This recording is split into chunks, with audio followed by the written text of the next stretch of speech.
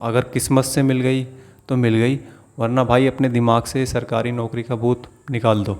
कर लो प्रोटेस्ट, मोमबत्ती लेके निकल जाना, और होना कुछ नहीं है। लेकिन अगर तुम्हारे पास तुम्हारी मेहनत है तो तुम्हें नौकरी नहीं मिलेगी। तो जय हिंद भाइयों, यूपी वाले बच्चों के लिए हम कुछ इंपॉर्टेंट बातें हैं जो बताने वाला हूँ। तो भाई अभी हाल फिलहाल में 2 दिनों में कुछ ऐसा सुनने को मिला है जो कि नहीं होना चाहिए था। अभी यूपी लेखपाल का पेपर भी मतलब बच्चे बता रहे हैं कि लीक हो गया है, और प्रशासन इस बात को मानने को तैयार नहीं है, क्योंकि प्रशासन कभी भी अपनी गलती नहीं मानता है।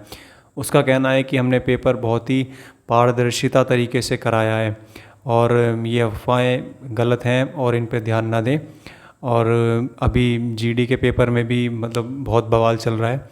तो भाई देखो, एसएससी का अब ये हो गया है कि वो आपको नौकरी नहीं देगा, है ना। तो आप अगर सोच रहे हो कि आपको गवर्नमेंट जॉब मिल जाएगी, तो भाई ये देखो कि एक तो होती है मेहनत, दूसरी होती है किस्मत। तो मेहनत को तो आप छोड़ दो, और दूसरी चीज़ किस्मत। अगर किस्मत से मिल गई तो मिल गई, वरना भाई अपने दिमाग से सरकारी नौकरी का भूत निकाल दो। क्योंकि भाई जिस हिसाब से अभी कुछ सालों से एसएससी ने खेल बिगाड़ रखा है ना। वो किसी भी लेवल पे एग्ज़ाम हो, एसएससी जो भी एग्ज़ाम करा रही है, और भी मतलब कोई किसी भी तरीके का अगर एग्ज़ाम चलता है तो वो भाई लीक हो ही जाता है। अभी बहुत से बच्चों का कमेंट भी आया था कि भाई यूपी होम गार्ड में भी ऐसा कुछ हुआ है। तो देखो भाई, मैं इस बारे में कुछ टिप्पणी नहीं करना चाहूँगा, लेकिन एक चीज़ बता देता हूँ। अगर तुम्हारे पास पैसा है तो तुम्हें नौकरी मिल जाएगी। अगर तुम्हारे पास पैसा नहीं है, अगर तुम्हारे पास किस्मत है, तो भी तुम्हें नौकरी मिल जाएगी। लेकिन अगर तुम्हारे पास तुम्हारी मेहनत है तो तुम्हें नौकरी नहीं मिलेगी। बहुत दुख हुआ, मैंने कल यूट्यूब पे ही वीडियोस देखी थी एसएससी जीडी के बच्चे, जहाँ पे सेंटर पे 250 बच्चों को बुलाना था, वहाँ इन लोगों ने 500 बच्चों को बुला लिया।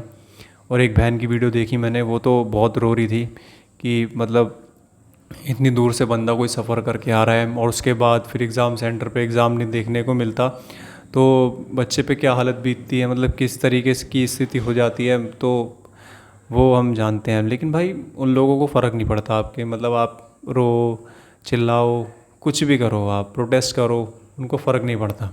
ये टाइम है, अगर इस टाइम आपने अपने मुद्दे को लेकर, अपने फ्यूचर को लेकर अगर आवाज़ नहीं उठाई, तो आप भूल जाना। क्योंकि मुझे नहीं लगता कि भाई सरकारी नौकरी अब मेहनत करने वाले बच्चों को मिलने वाली है। तो इस बात को सोचना और विचार करना इस बात पे। और एक चीज़ और सोचो कि अगर तुम 40-45 की एज में एक गार्ड की नौकरी मांगने गए हो, सोचो कि तुम किसी, जहाँ पे तुम्हें नौकरी करने की बिल्कुल भी इच्छा नहीं है, लेकिन तुम्हें मजबूरी में, तुम्हारी हालात ऐसे हैं, घर की स्थिति ऐसी है कि तुम्हें उस जगह जाके नौकरी मांगनी पड़ रही है, करनी पड़ रही है। तो सोच लो कि तुम किस कंडीशन में आ चुके हो। नेपाल का तो आपने शायद सुना ही होगा। तो भाई उनको ना मतलब उनकी जो बात मुझे अच्छी लगी कि उन्होंने अपने हक़ के लिए लड़ाई लड़ी। तुम लोगों की कैटेगरी ये हो रही है कि अगर तुम्हें बुक दे के एग्ज़ाम में भी बिठा दिया जाए, तुम तब भी फेल हो जाओगे, क्योंकि तुम्हें कभी वो चीज़ सिखाई नहीं गई, है ना। मतलब बचपन से वो तुम्हें कभी वो चीज़ सिखाई नहीं गई कि भाई अपने लिए बोलो, भाई अपने हक़ के लिए लड़ना, सामने वाले से सवाल पूछना। अगर कोई उसको गलत कर रहा है तो उससे एक चीज़ पूछना कि भाई तू गलत क्यों कर रहा है। तुम्हारे अंदर वो चीज़ नहीं है, वो चीज़ सिखाई जाती है। भाई चाइना, जापान, भाई इन कंट्रियों से सीखो, भाई वहाँ के यूथ को देखो आप, मतलब भाई वहाँ पे गलत हो ही नहीं सकता।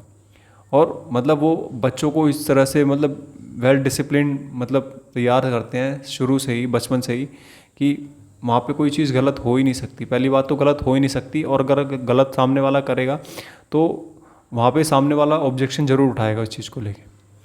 और तुम लोगों को ना डर डर के, घुट घुट के गुलामी करने वाली उन चीज़ों की आदत पड़ चुकी है ना। तो कर लो प्रोटेस्ट, मोमबत्ती लेके निकल जाना, और होना कुछ नहीं है, क्योंकि प्रशासन के कान तक ये आवाज़ नहीं जाएगी। मंगल पांडे, भगत सिंह, सुभाष चंद्र बोस, अगर इन जैसों का 1% भी तुम्हारे अंदर खून होता ना, तो तुम आज इस तरीके से रोडों पे प्रोटेस्ट नहीं कर रहे होते, भाग नहीं रहे होते, नौकरी के लिए हाय हाय नहीं चिल्ला रहे होते। हमारा जो मतलब स्टेट है वो उस लेवल पे नहीं है कि तुम अगर प्राइवेट नौकरी कर लोगे तो तुम बहुत अच्छे से अपने घर को, अपने फैमिली को संभाल लोगे।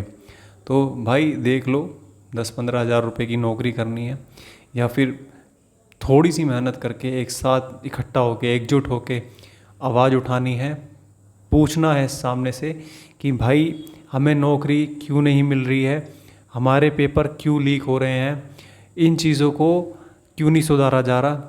अगर तुम इस चीज़ को लेके अभी भी सीरियस नहीं हो ना, तो तुम भूल जाना कि भाई तुम्हें नौकरी मिल जाएगी, इस बात की गारंटी है मेरी। तुम्हारे साथ साथ तुम्हारे पीछे तुम्हारी फैमिली का भी फ्यूचर है ना। तो प्लीज़ ज़्यादा से ज़्यादा भाइयों के पास वीडियो शेयर करना, वीडियो लाइक कर देना अच्छी लगी तो, और अपनी राय मुझे कमेंट सेक्शन में ज़रूर बताना। तो चलो मिलता हूँ फिर किसी और नेक्स्ट वीडियो में। जय हिंद।